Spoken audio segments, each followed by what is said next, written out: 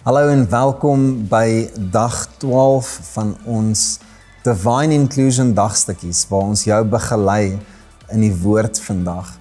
Ons gaan fokus op Romeine 8 vers 5 tot 11 en hoor wat sê vers 6. Dit sê, om die dinge van die vlees te bedink is dood, maar om die dinge van die gees te bedink is lewe en vrede. Nou as jy in Jesus is, beteken dit dat sy gees ook binne in jou woon. Jy huisves God se teenwoordigheid. En dit is hierdie krag in jou binneste wat die kapasiteit het om jou gedagteswêreld te vul en aan te spreek. En so wat hierdie vir ons beteken is, dit stel ons in staat om ons verstand te verander.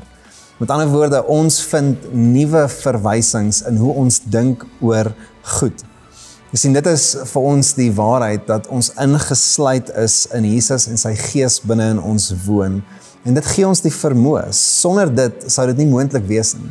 Wanneer ons net in ons eie kapasiteit probeer leef, dan val ons kort. Maar wanneer ons 'n krag beleef vanuit ons binneste, dan maak die gees ons attent tot sy stem, tot die goed wat sy hart gearresteer het, tot die goed wat sy gedagtes vul. Dit spoel oor in my en jou lewe.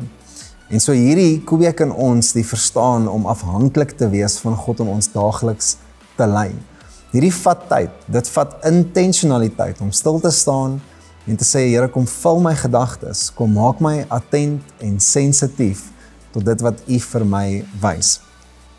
Die praktiese stap vir jou vandag, as jy 'n oomblik wil neem, is om 'n eenvoudige gebed te bid. Om net te sê, Heilige Gees, in die paar ure wat volg vandag, kom wys my dit wat U gedagtes vul. Kom vul my binneste en my gedagtes met die goed wat regtig op U hart rus. En so verander ek my gedagtes. Seën jou.